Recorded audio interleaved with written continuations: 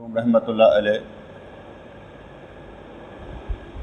جانوروں کے دلائل، توکل، محنت کے بارے میں بیان کر رہے تھے، اور جو شیر نے دلائل دیے تھے تو جبر کے قائل جو کہتے ہیں رام نہ بیٹھے رہو، کوئی محنت مزدوری کرندہ مسئلہ نہیں، تو جبر کے قائل خاموش ہو گئے۔ شیر کے دلائل اچھے تھے کہ بندے کو محنت کرنی چاہیے اور پھر آگے بڑھنا چاہیے، پھر جو کچھ بھی ہوگا اللہ کی طرف سے ہوگا۔ شیر نے ان سے کہا کہ پھر بھی، اب کیونکہ کہانی انہوں نے اور طرح سے سنانی ہے سمجھانے کے لیے، تو شیر نے ان سے کہا کہ اگر ہر روز اس کا حصہ پہنچتا رہا تو وہ دوبارہ تقاضا نہ کرے گا۔ دلائل تو میں نے دے دیے، مگر اگر تم یہ سمجھتے ہو کہ تم میرا حصہ مجھ تک پہنچا دیا کرو گے تو میں تمہاری بات کو مان لیتا ہوں، میرا حصہ پہنچ جانا چاہیے۔ سب جانور بحث مباحثہ میں لگے ہوئے تھے، آخر ان میں فیصلہ ہوا کہ قرہ اندازی ہو اور جس کا نام قرہ میں نکلے وہ شیر کا لقمہ بنے، کیونکہ انہوں نے کہہ دیا تھا حصہ پہنچ جایا کرے گا، آپ کی خوراک پہنچ جایا کرے گی۔ اب شیر گھاس تو کھاتا نہیں ہے، شیر تو خون پیتا ہے، جانور کھاتا ہے۔ جس طرح مسلمان جو ہے یہ ایمان کی بات کرتا ہے، کفر کی بات نہیں کرتا۔ شیر بلند سوچ کا ہوتا ہے، گھاس نہیں کھاتا، بکری گھاس کھاتی، بکری گھاس کھاتی اور شیر بکری کھاتا ہے۔ اس طرح فرق سمجھایا جاتا ہے کہ مسلمان خدا کے لیے ہوتا ہے اور کافر دنیا کے لیے ہوتا ہے۔ تو جو مسلمان ہے اس کے ارادے بہت پختہ ہوتے ہیں، اور جس کا ارادہ اللہ کریم کو پانے کا نہیں، اللہ کریم کا قرب حاصل کرنے کا نہیں، وہ وقت ضائع کر رہا ہے تب تک جب تک اس کا ارادہ نہ بن جائے۔ جس وقت اس کا ارادہ بن گیا اللہ کریم کا قرب پانے کا، اس وقت بات شروع ہو جائے گی۔ آخر ان میں فیصلہ ہوا قرہ اندازی ہو، جس کا نام قرہ میں نکلے وہ شیر کا لقمہ بنے۔ سب نے اس تجویز کو قبول کر لیا اور اس پر عمل جاری ہو گیا۔ کہنے کہ جب خرگوش کی باری آئی، باریاں چل رہی تھی، جب خرگوش کی باری آئی تو وہ چیخا کہ یہ ظلم کب تک چلے گا، یہ تو ظلم کی بات ہے، یہ کب تک چلے گا۔ قوم نے کہا ہم نے عہد کیا ہے شیر سے، اور بہت سو نے اس وجہ سے اپنی قربانی پیش کی ہے، سارے تو اپنے اپنے وقت پر جا رہے ہیں، تو اے جھگڑالو تو ہمیں بدنام نہ کر، اب تیری باری آئی ہے تو چیخنا شروع کر دیا، جلدی جا ورنہ شیر ناراض ہو جائے۔ اس نے جواب دیا اے یارو ذرا مجھے مہلت دو، ہو سکتا ہے میری تدبیر کی وجہ سے تم سب مصیبت سے بچ جاؤ۔ ہمیشہ ایسا ہی ہوتا ہے کہ انسان سموتھلی ایک پرپز کے لیے چل رہا ہوتا ہے، ایک مقصد کے چل رہا ہے، پھر اچانک ہی ہر ڈلانی شروع ہو جاتی ہے، نہ جانے کہاں سے آ جاتی ہیں۔ اللہ تعالیٰ کسی کو چین نہیں لینے دیتا، ایک کام چل رہا ہوتا ہے، ساتھ ہی کوئی مصیبت آئے کہ بندہ پھنس جاتا ہے، کیونکہ یہ اللہ کی طرف سے ہوتا ہے کہ کسی بھی مسلمان کو چین نہیں لینے دینا، ہمیشہ آزمائش کرنی۔ کسی کو مہینے بھر میں آ جاتی ہے، کسی کو 6 ماہ بعد آ جاتی ہے، کوئی روزانہ نہیں محسوس کرتا ہے، اور کسی کو ایسی چیز کا نقصان ہو جاتا ہے جو ساری زندگی نہیں جاتا۔ جیسے یوسف علیہ السلام میں اور کیا کہتے ہیں یعقوب علیہ السلام میں محبت تھی، باپ بیٹا تھے، تو بیٹا نکل گیا بچپن سے، آپ کی آنکھیں چلی گئی رو رو کے۔ غم کس کا تھا؟ بیٹے کا۔ اگر یہ کہا جائے کہ یہ اللہ کا غم تو نہیں تھا، نبی تھے، روتے کیوں تھے؟ اللہ تعالیٰ نبیوں کو بھی غم لگا دیتا ہے، لیکن ساتھ میں وہ تبلیغ کرتے رہتے ہیں۔ ایسا نہیں ہے کہ نبیوں کو غم نہیں لگ سکتا، اللہ تبارک و تعالیٰ نے ان کو غم لگا دیا بیٹے کی محبت کا۔ معلوم تھا بیٹا زندہ ہے، کیونکہ نبی تھے، معلوم تھا بیٹا زندہ ہے، اور روتے جاتے تھے، تبلیغ بھی کرتے جاتے تھے۔ اور جب بیٹے کا کرتا آیا اور کرتا آنکھوں سے لگایا تو اللہ کے حکم سے وہ بینا ہو گئے، آنکھیں آ گئی۔ تو اس لیے سموتھلی کام چل رہا ہوتا ہے، بندہ صحت مند ہوتا ہے، ہلکی سی بیماری آ جاتی ہے اور وہ سمجھ رہا ہوتا ہے کہ یہ بیماری اب کبھی نہیں جائے گی، لیکن پھر بیماری بھی چلی جاتی ہے، پھر وہ صحت مند ہو جاتا ہے، پھر 2-4 سال بعد پھر ایک تھوڑی سی ابھی نبی ہوتی، وہ جو حبی نبی ہو رہی ہوتی ہے نا، وہ کہتی ہے تھوڑی چینج لا اپنے اندر، کیونکہ ہم جو بندہ 40 سال کا ہو جاتا ہے 40 سال کے بعد بہت سی پریشانیاں آنی شروع ہو جاتی ہیں۔ دوسری ہماری خوراک مینٹین نہیں ہے، خوراک کو بہترین بنانا چاہیے، کم کھانا چاہیے، اچھا کھانا چاہیے، اور جو قانون ہیں اصول ہیں سونے جاگنے کے وہ پورے کرنے چاہیے۔ تو اب خرگوش نے کہا کہ یارو مجھے تھوڑا وقت دو، میں تمہیں اس مصیبت سے نکالنے کی کوشش کرتا ہوں۔ دو چیزیں ہوتی ہیں، ایک بندہ ایک نئی ٹرائی کرتا ہے، اس سے زیادہ پھنس جاتا ہے۔ ایک کاروبار اچھا کر رہا ہوتا ہے، اچانک وہ کہتا ہے میں اے کر کے دیکھ لاں، وہ پینترا بدلتا ہے تو پھر رم سے نیچے گر پڑتا ہے۔ اس وجہ سے سمجھ نہیں آتی کہ یار میں نے کیا کیا۔ تو کسی وقت میں ایک نئی جو سوچ ہوتی ہے اس کو 10 مرتبہ سوچنا چاہیے، نئی سوچ کو 10 مرتبہ سوچنا چاہیے کہ کرنی چاہیے کہ نہیں کرنا چاہیے، پھر مشورہ کرنا چاہیے میں یہ کر لوں کہ نہ کروں۔ البتہ یہ اپنے دل میں رکھنا کہ یا میں دل میں رکھ لوں گا، کسی کو پتہ نہ چلے تو میری بےزتی نہ ہو جائے، یہ آپ کے اپنا مسئلہ ہے، اپنے اندر رونا ہے، لڑنا ہے، دوسروں کی سننا ہے، یہ چلتے رہنا ہے۔ کسی وقت ہم بات کرتے ہیں تو بہت ہی پچھتاتے ہیں ہم نے کیا بات کی، ٹھیک ہے نا۔ کوئی مجھ سے آ کر بات کرتا ہے میں اوپن ہی کر دیتا ہوں، میں کہ یار اس بندے نے یہ بات کی کیا کروں، اب وہ کہتا ہے سائیاں نہ کہتے اسی سائیاں اگے کہاں تو ٹوڑ چھڑی۔ میرے ساتھ تعلق نہیں تھا، اس کا سب کے ساتھ تعلق تھا۔ جس بات کا تعلق میرے ساتھ ہوتا ہے وہ میرے ساتھ ہوتا ہے، جس بات کا تعلق سب کے ساتھ ہوتا ہے وہ سب کے ساتھ ہوتا ہے۔ کچھ کام اکیلے کرنے کے ہوتے ہیں، کچھ کام سب کے ساتھ مل کر کرنے کے ہوتے ہیں، اس لیے کچھ باتوں کا فرق ہوتا ہے، لیکن کیونکہ اگلا اندازہ نہیں نہ کر رہا ہوتا، وہ یہ سمجھتا ہوتا ہے کہ یار یہ میرا کام تھا، بس میں نے ایسے بات کی تھی انہوں نے میرا اندر نہ نہیں لے آنا چاہیے تھا، لیکن ایسا ہو تو نہیں نہ سکتا، کیونکہ جب ہم مل کر کام کر رہے ہوں گے تو پھر سب کے سامنے بات کرنی پڑے گی کہ یار یہ مسئلہ ہے کسی دوست کا ہے، اور جس دوست کا ہے اس کا نام بتانا پڑے گا اس دوست کا ہے، پھر اگلے 10 مجھے کہیں گے صحیح ہے تو بندے ہو جائے، اس کی بات نہ مانیے گا۔ تو اس طریقے سے ایک تدبیر کے ساتھ 10 تدبیریں اور بھی کرنی پڑ جاتی ہیں، اور یہ ہر ایک کے ساتھ ہوتا ہے، روزانہ میٹر چلتا ہے، یہ روزانہ ایسے معاملات چلتے رہتے ہیں۔ اب خرگوش نے کہا کہ مجھے مہلت دو، میری تدبیر کی وجہ سے تم سب مصیبت سے بچ جاؤ۔ ہر پیغمبر امتیوں کو دنیا میں ان کی نجات کی طرف بلاتا رہا ہے، حالانکہ خرگوش ہے، اب باتیں بڑی کرنی شروع ہو گئے، لیکن باتیں سمجھنے والی ہیں کہ ہمیں سمجھائی جا رہی ہیں، خرگوش کی بات نہیں۔ خرگوش کون؟ حضرت موسیٰ علیہ السلام وتحیۃ وثنا سورہ کہف میں، تو جب وہ کیا کہتے ہیں کشتی کو توڑ دیا گیا، بچے کو مار دیا گیا، اب معاملات تو تھے شریعت کے خلاف، لیکن کہا سوچنے دو۔ کبھی اصحاب کہف کے کتے کا ذکر کر دیا، سوچ لو، کتے کے ذریعے بھی مثال دے دی کہ کتا بھی تھا۔ کبھی بکرا یعنی گائے ذبح کر کے تو ایک گائے کا ٹکڑا جو ہے آپ نے مارنا ہے چاچا کو، وہ زندہ ہو کر بتا دے گا میرا قاتل کون ہے، تو بکرا جس نام پر ہے۔ سوچنے دو، ہر کوئی بندہ سوچتا ہے، تو یہاں پر سوچنے پر مجبور کیا جا رہا ہے۔ یہاں پر بیان کیا ہے ہر پیغمبر امتیوں کو دنیا میں ان کی نجات کی طرف بلاتا رہا ہے۔ حضرت موسیٰ علیہ السلام آپ بنی اسرائیل کو بلاتے رہے کہ ادھر آؤ میرے ساتھ چلو، تو جب وہ بلاتا رہتا ہے اس لیے کہ وہ آسمان سے ہی باہر نکلنا کا راستہ دیکھ چکے تھے، اور وہ نقاب میں پتلی کی طرح پوشیدہ سے، انسانوں نے پتلی کی طرح انہیں چھوٹا سمجھا اور پتلی کی بڑائی کا کسی کو پتہ نہ چلا۔ انبیاء کرام دونوں جہانوں سے نکل گئے ہوتے ہیں، ان کو نجات کا رستہ معلوم ہوتا ہے، ان کی بات چھوٹی سی ہوتی لیکن گہرائی بہت، مطلب آپ سارا صوفیزم اکٹھا کر لیں، صوفی، درویش، قلندر، تو ایک ہی مفہوم نکلے گا، جس کے ہاتھ اور زبان سے دوسرے مسلمان محفوظ ہے وہ صوفی ہے، جس کے ہاتھ اور زبان کے شر سے دوسرے محفوظ ہے وہ صوفی ہے۔ ویسے تو مسلمان کہا جائے گا، لیکن ایک ہی جملے میں ساری بات، جس کے شر سے دوسرے محفوظ ہے وہ ہے صوفی، اور جس کے شر سے محفوظ نہیں ہے وہ صوفی نہیں ہو سکتا۔ اب دیکھنا پڑتا ہے کہ ہم کون سی کلاس میں۔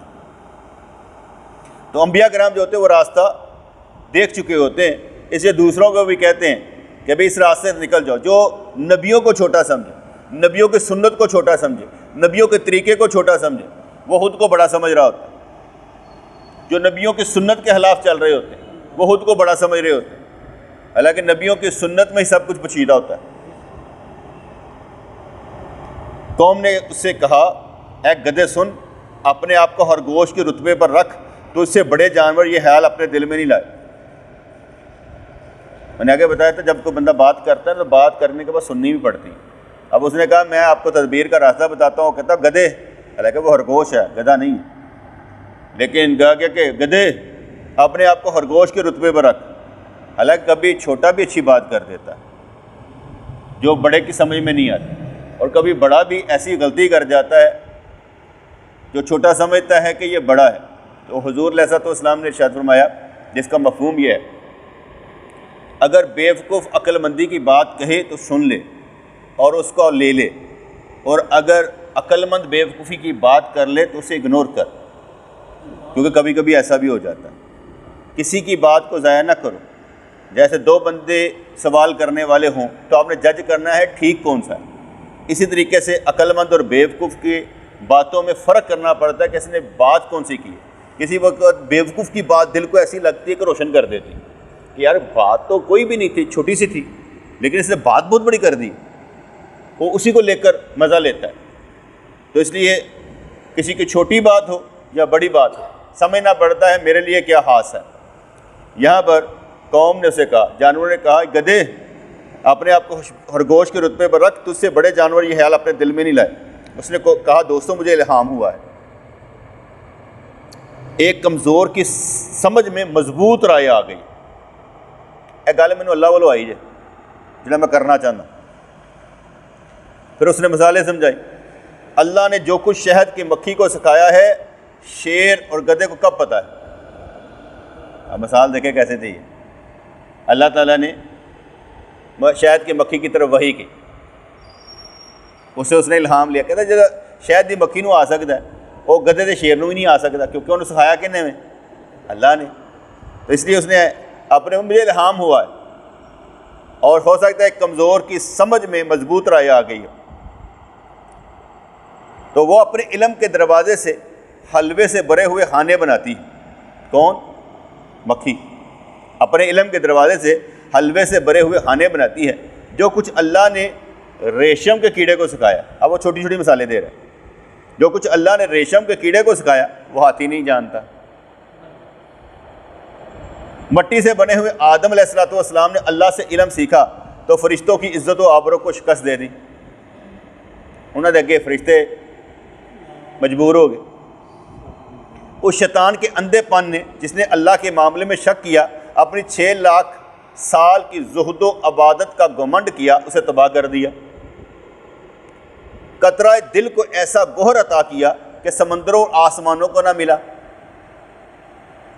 اے سورت کے پجاری, تیرے بے معنی جان نے اب تک سورت سے رہائی نہ پائی. یہاں پر اب سمجھایا جا رہا ہے کہ جو بندہ اپنی صورت پر گرویدہ رہتا ہے, اپنے آپ پر گرویدہ رہتا ہے, خود پرست ہوتا ہے, اسے راستے نہیں ملتے, وہ صرف دنیا میں گھومتا رہتا ہے. محمد صلی اللہ علیہ وسلم اور ابو جہل بت خانے میں گئے, ان کے جانے میں اور اس کے جانے میں بہت فرق. یہ دونوں بت خانے میں, مگر اس کے جانے میں اور ان کے جانے میں بہت فرق. یہ اندر جاتے ہیں تو بت ان کے آگے سر نگوں ہو جاتے ہیں, گر پڑتے ہیں. وہ جاتا ہے تو خود ماتھا ٹیکتا ہے. مثال دیکھیں کیسی مزیدار ہے. جاتے دونوں ہی ہیں. ابو جہل گیا, اس نے سر جھکایا, اور ان کے آگے بت سر نگوں ہو جاتا ہے. جہاں اپنی صورت میں جان جیسے نایاب گوہر کو تلاش کر, قدرت نے اصحاب کاف کے کتے کے سامنے شیروں کو سر نگوں کر دیا. قابل نفرت صورت سے کسی کو کیا نقصان ہے اگر اس کی روح نور کے سمندر میں ڈوبی ہوئی. آپ کبھی دیکھیں گے کالا ہو لیکن آنکھوں کا اندھا نہ ہو, کیا کہتے دل کا اندھا نہ ہو, تو آپ کو اس سے محبت ہو جائے گی. کالا پن نہیں دیکھیں گے, اس کا ادب دیکھیں گے, محبت دیکھیں گے. حضرت بلال رضی اللہ تعالیٰ کو سمجھ جائیں گے. اس لیے جو بندہ ادب اور محبت میں ہوتا ہے وہ کالا گورا نہیں ہوتا, وہ ادب اور محبت میں ہوتا ہے. اور جس نے اللہ کریم کا ادب کیا, دنیا میں ہمیں چھوٹا نظر آئے لیکن وہ بڑا ہوگا. ٹھیک ہے نا. ਭਾਵੇਂ ਉਹ ਨਵਾਜ਼ ਹੋਏ ਤੇ ਭਾਵੇਂ ਉਮਰ ਹੋਏ, ਸਾਨੂੰ ਇਹਨਾਂ ਦੀ ਗੱਲਾਂ ਨਹੀਂ ਕੋਈ ਚੰਗੀਆਂ ਨਾ ਲੱਗਦੀਆਂ, ਉਨਕੇ ਛੋਟੇ ਲੋگ ਨੇ, غریب لوگ ہیں, لیکن قیامت والے دن بڑے ہوں گے. لگتا تو ایسے ہی نا یار یہ کیا ہے, نہیں بیٹے یہ جتنی عقل ہے اس کے مطابق اس کا حساب کتاب. تو بہت سے لوگوں کے اندر توکل ہوتا ہے, ہمیں نظر نہیں آتا. تو پھر آگے کہا کہ حضرت سلیمان علیہ السلام کا ملک ان کے علم کی وجہ سے تھا. علم بڑی بات ہے بیٹے, علم سے بندہ پہچان جاتا ہے. کتابیں بہت ضروری ہیں, کتابوں کا علم بہت ضروری ہے. جتنے اولیاء کرام ہوئے ہیں سب نے کتابیں پڑھی. بہت کم لوگ ہیں جنہوں نے کتابیں نہ پڑھی ہوں, انہوں نے درس نظامی کیا, سارے کام کیے. ہم لوگ جو سمجھتے ہیں نا کتابیں ضروری نہیں ہیں, کتابیں بہت ضروری ہیں. اس کا مجھے ادراک ہے, سمجھ ہے. حالانکہ میرے پاس کتنی کتابیں پڑھی ہیں, یہ میں نے پڑھی ہوئی ہیں, جو میرے پاس ہے میں نے پڑھی ہوئی ہیں. آپ نے پڑھی ہوئی یہاں پر پڑھی نہیں ہے, کیونکہ آپ کے پاس وقت ہی نہیں ہوتا کہ دیکھ سکیں. 10-20 سال آپ کو میرے پاس ہو گئے, لیکن آپ نے کتابیں نہیں پڑھی. البتہ جو میں پڑھاتا ہوں آپ پڑھ لیتے ہیں کہ چلو اتنا ہی بڑا سائیوں نے پڑھاتا ہے, اتنا ہی کافی. حضرت سلیمان علیہ السلام کا ملک ان کے علم کی وجہ سے تھا. تمام جہان صورت ہے اور علم اس کی جان ہے. اسی کی وجہ سے پہاڑ, جنگل, دریا اور دنیا کے تمام مخلوق آدمی کی تابع ہو گئی. علم ہے نا, سائنٹسٹ کیا کیا تیار کر لیتے ہیں. ہم باہر والوں کے کتنے محتاج ہیں, وہ مشینری تیار کرتے ہیں, ہمیں لینی پڑتی. علم, وہ کوئی چیز بناتے ہیں, ہم کاپی کرتے ہیں. علم, ہر چیز علم کے دائرے کے اندر گھومتی ہے. جہاں بے علم جاہل لوگ ہوں وہاں سے بھاگنا پڑ جاتا ہے, کیونکہ اعوذ باللہ ان اکون من الجاہلین, یا اللہ میں تیری پناہ مانگتا ہوں میں جاہلوں میں سے ہو جاؤں. جیسے جاہل شیطان ہے, بلکہ بعض کوئی شیطان سے بھی بدتر ہے. شیطان تو فرشتے دیکھ کر بھاگ جاتا ہے نا بدر کے میدان میں, او ہو یہ تو فرشتے آ گئے. یہ جاہل بھاگتا بھی نہیں, سنگڑائی رکھتا ہے. جیسے اہل حدیث اور اہل تشیع حضرات سنگڑائی رکھنے, اٹیک کری جان کے,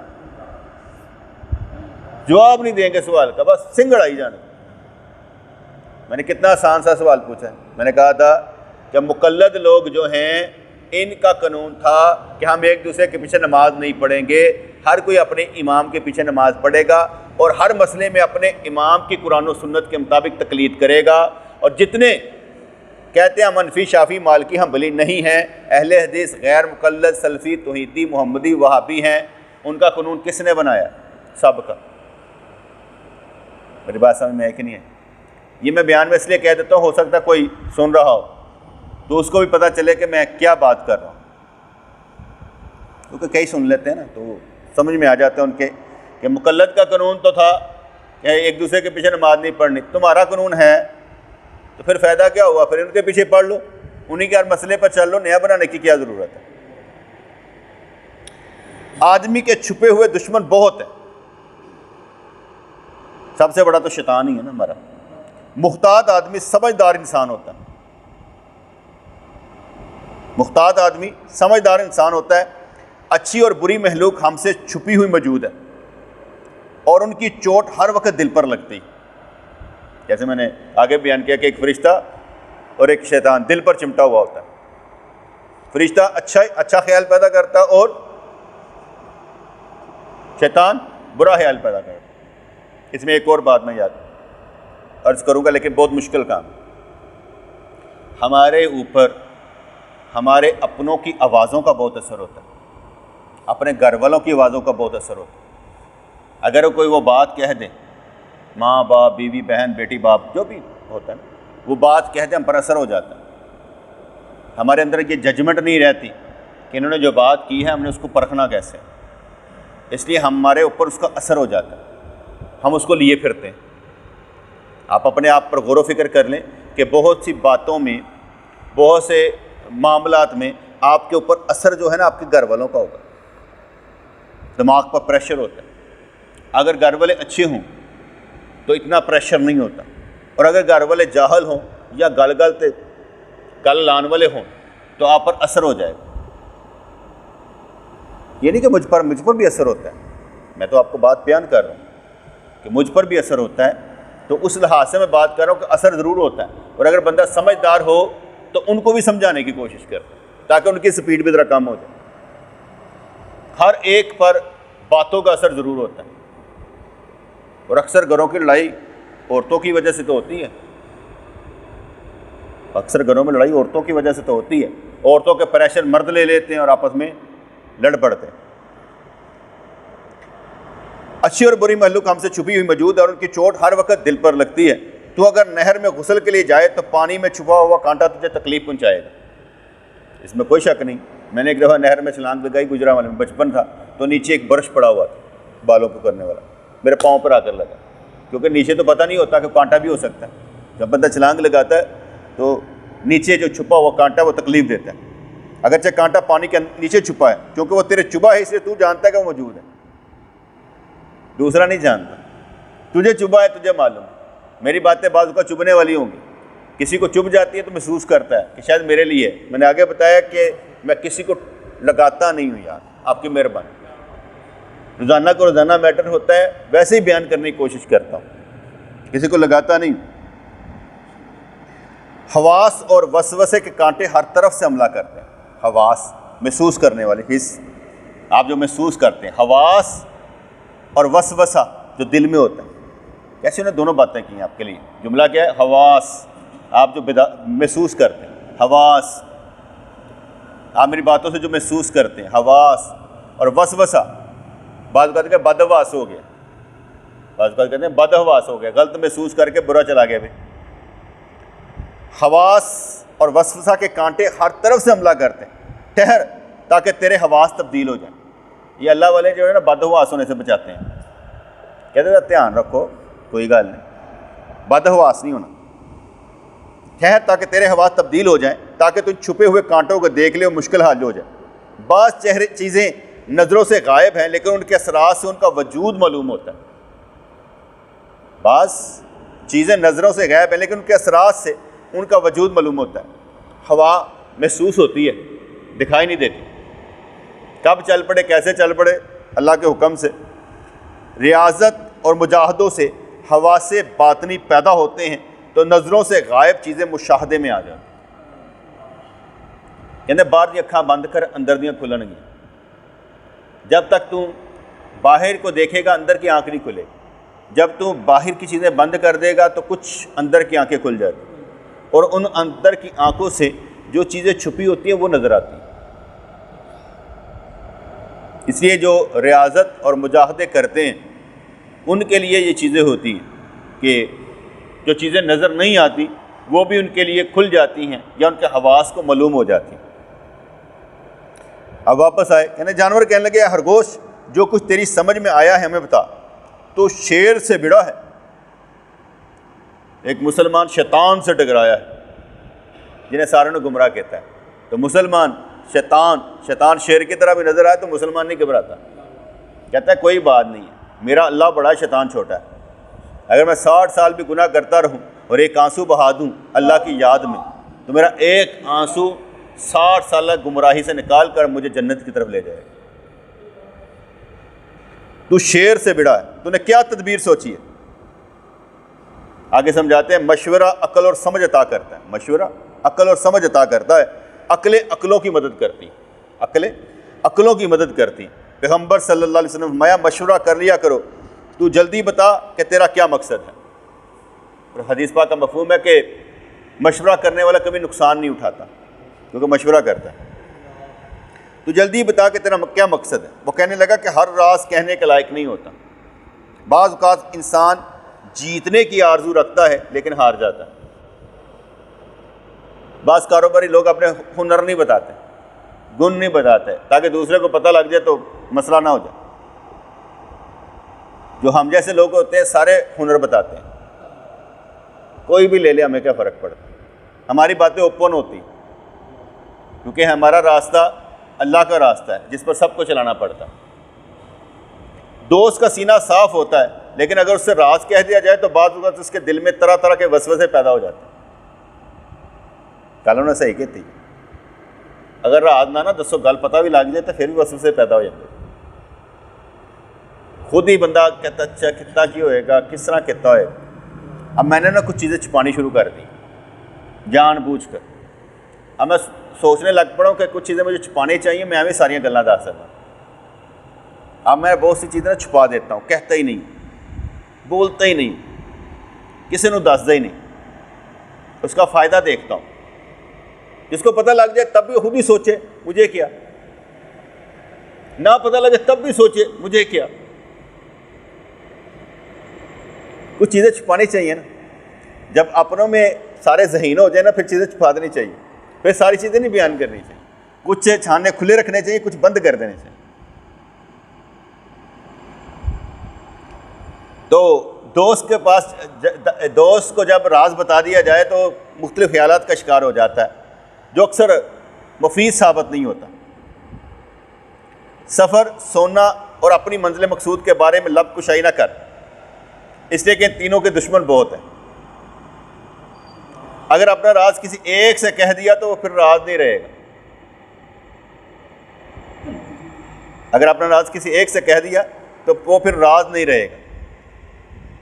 میرے نال تو کئی دفعہ مسئلہ ہو جاتا ہے. میرے ایک دوست ملن آیا تو وہ بیٹے نو پتا نہیں سی تو مینوں ملن آیا. ایک دوست نو انہیں فون کیا, انہیں دسیا تیرا باپ ملن آیا سی. کہتا تھا مطلب سائیاں نے مجھے دسیا نہیں ہے. اب میرا راز تو ادھر سے ادھر ہو گیا.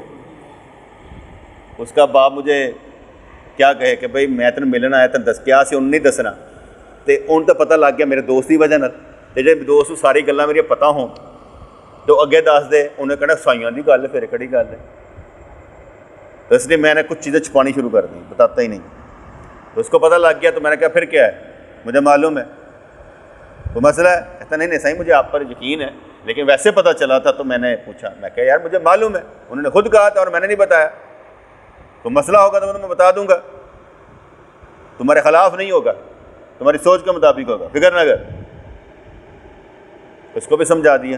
لیکن معلوم یہ ہوا کہ میں سوچ کچھ رہا ہوتا ہوں, بات کہیں سے کہیں نکل جاتی ہے. یہاں پر کیا کرے بندہ. اچھا جی, تو کہنے لگے سفر, سونا اور اپنی منزل مقصود کے بارے میں لب کشائی نہ کر, اس لیے کہ ان تینوں کے دشمن بہت ہیں.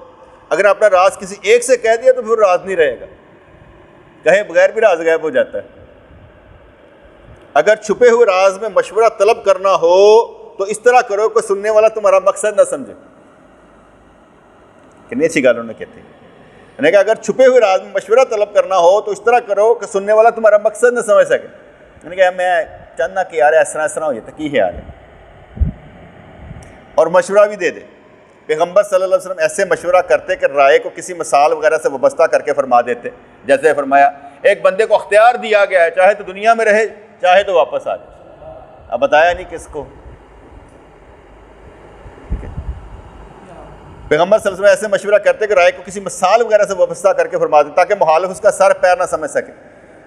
جب مکہ پاک میں حملہ کرنا تھا نا تو نکل پڑے ادھر کو, تو جن سن پوچھے انہوں نے کہا ادھر نو گئے نے. انہوں نے کہا مطلب ساڈے وال نہیں جا رہے, وہ تو پلٹ کے ادھر آ گئے.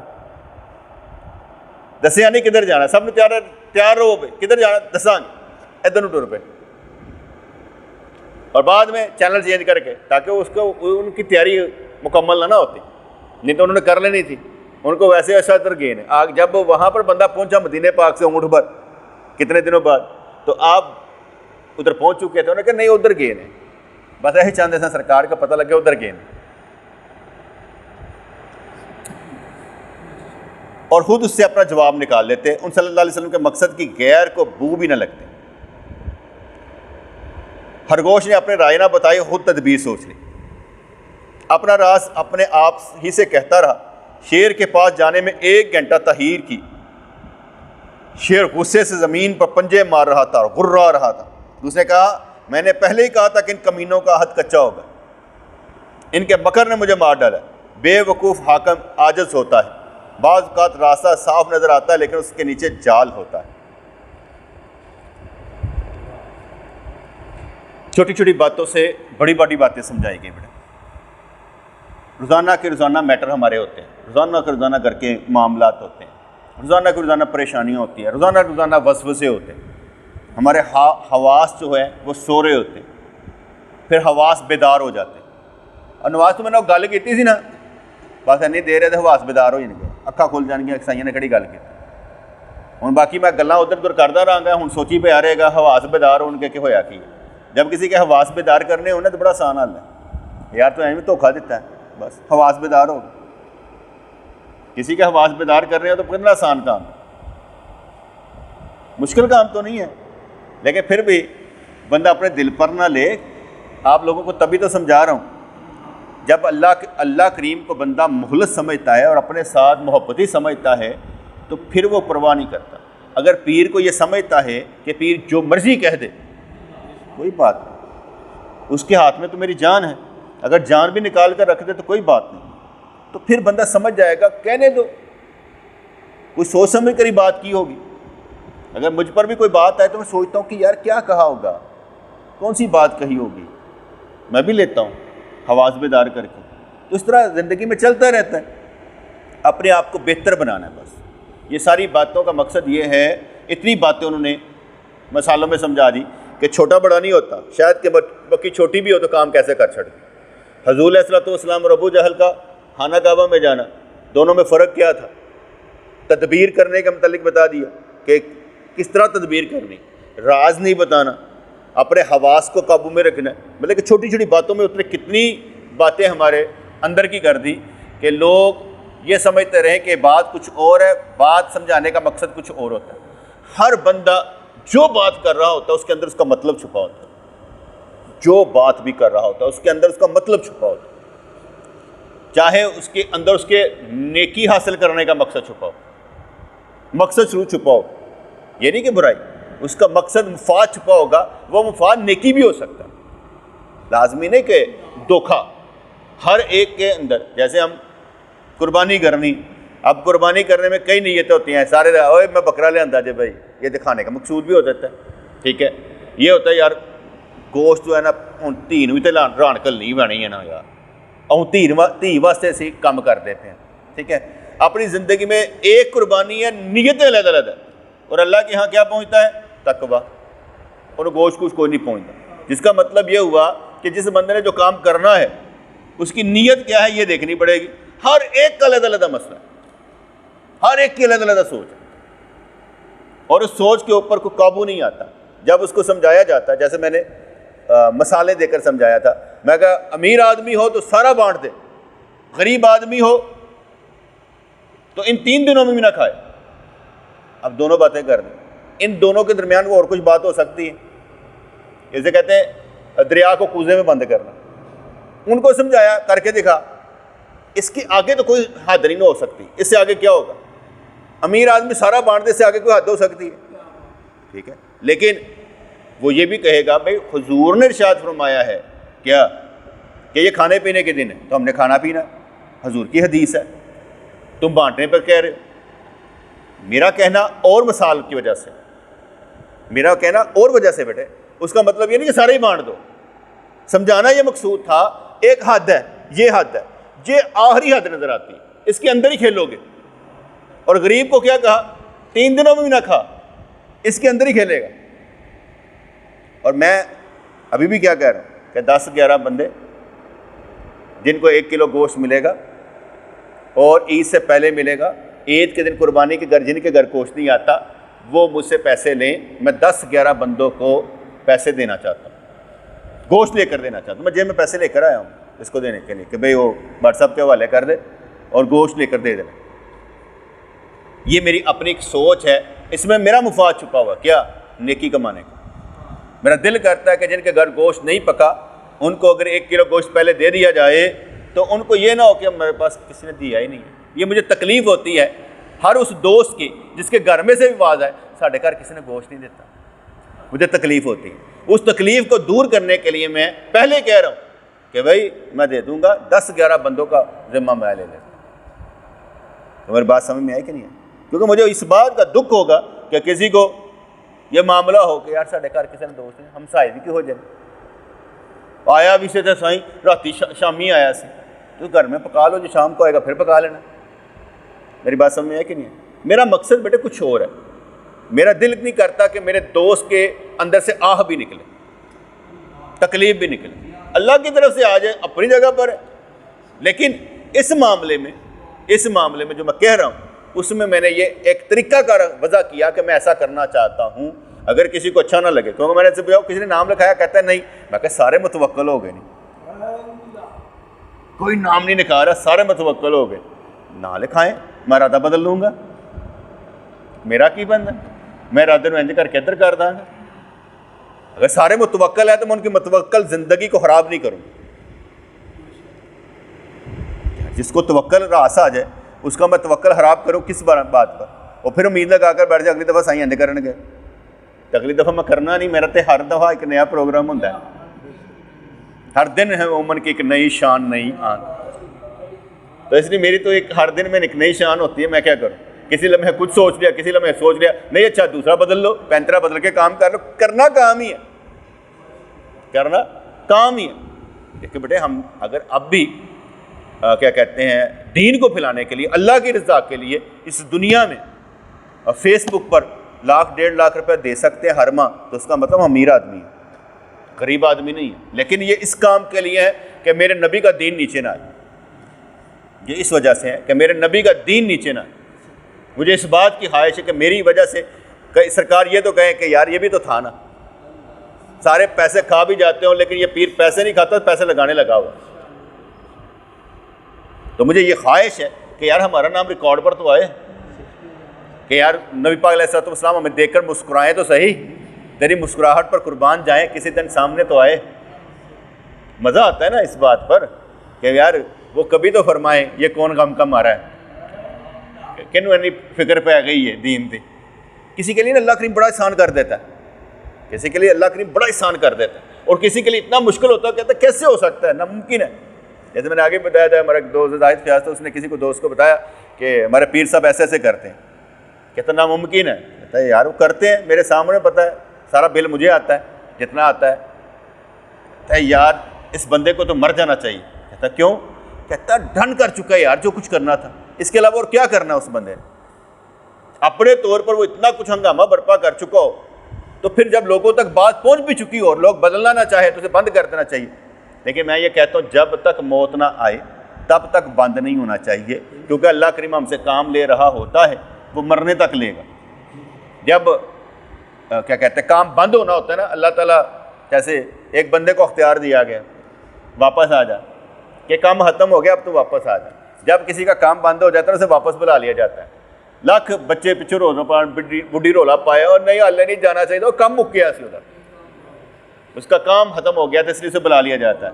ماں رولا ڈالتی ہے، بہن رولا ڈالتی ہے، میرا بھائی میرا بیٹا، کہتا ہے بس کم ختم، جس کو جتنا دینا تھا ہم نے دے دیا وقت، اب واپس بلا لیا گیا۔ اس لیے یہ باتیں مختصر سی ہیں لیکن چال ضرور چلنی چاہیے۔ آپ کی چال کس لیے ہونی چاہیے؟ اللہ کے لیے، کہ میں کوئی ایسی حرکت کروں جس میں برکت پیدا ہو جائے، ایسی تحریک بن جاؤ جس میں کام بنتا نظر آئے۔ تو اللہ تعالیٰ ہمیں سمجھ عطا فرمائے، فہم و فراست عطا فرمائے، دنائی عطا فرمائے، بلائی عطا فرمائے، شوق عطا فرمائے، جذبہ عطا فرمائے کہ ہم اپنے حصے کا کام کرتے نظر آئیں۔